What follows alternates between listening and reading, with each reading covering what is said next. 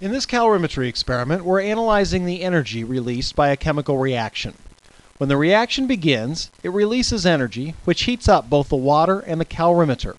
The change in temperature experienced by the water and calorimeter can allow us to measure the energy released by the chemical reaction. Well, since this is a calorimetry experiment, we'll probably be using the calorimetry equation. Negative Q of the object equals Q of the water plus Q of the calorimeter. Now realize that the object here is the chemical reaction. Since we're trying to measure Q object, we must be able to calculate Q water and Q calorimeter from what's given. How do we calculate Q?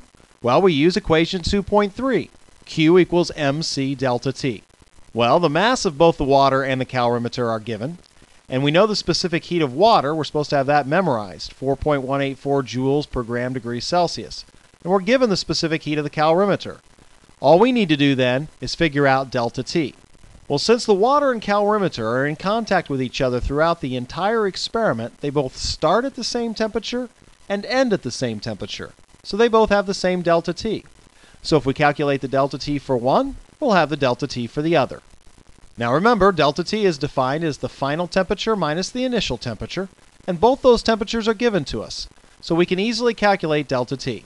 For both the water and the calorimeter, delta T is the final temperature, 32.0 degrees Celsius, minus the initial temperature, 24.0 degrees Celsius.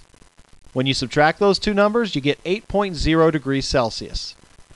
What about significant figures? Well, we're subtracting, so we look at decimal place. Both of the original numbers go out to the tenths place, so our answer can go out to the tenths place. Therefore, 8.0 degrees Celsius is the proper answer for delta T. Now that we have delta T, we can start calculating Q for both the water and the calorimeter. Let's start with water. The problem tells us there are 150.0 grams of water. We're supposed to have memorized that the specific heat for water is 4.184 joules per gram degree Celsius, and we just calculated delta T is 8.0 degrees Celsius. Now when we multiply all of this through, the grams cancel, the degrees Celsius cancel, leaving only joules. That's the proper unit for energy. And when we multiply the numbers, we get 5.0 times 10 to the 3. Now remember, we've got to worry about significant figures here. 150.0 has 4 significant figures, 4.184 has 4, but 8.0 has only 2 significant figures. So our answer can have only 2 significant figures, and that's why it's listed as 5.0 times 10 to the 3. Notice that's the only way I can properly report this answer to 2 significant figures.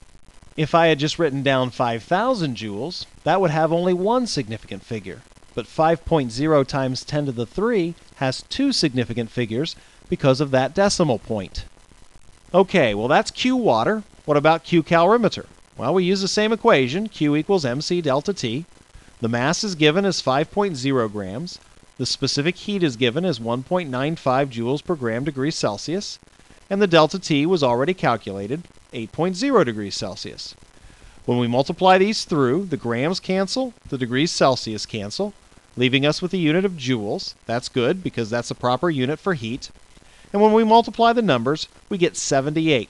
Once again, I have to limit it to 2 significant figures because the mass and the delta T only have 2 significant figures.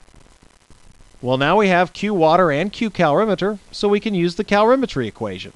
Negative Q object in this case is the chemical reaction, equals Q water, 5.0 times 10 to the 3 joules, plus Q calorimeter, 78 joules. Now when I add these two numbers together, I get 5,078 joules.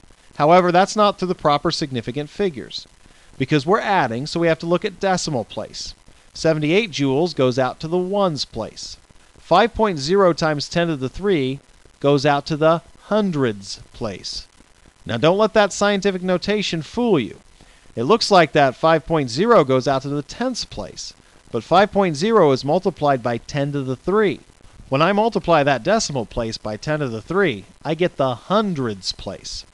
So, the least precise number in this problem is the 5.0 times 10 to the 3 because it goes out to the hundreds place. So my answer can only go out to the hundreds place. Therefore, I had to round 5,078 joules up to 5,100 joules. Now remember, the calorimetry equation has a negative in it. It's actually negative Q object equals Q water plus Q calorimeter. Therefore, the Q of the object is negative 5100 joules. And that just tells us that the object, in this case the chemical reaction, lost energy.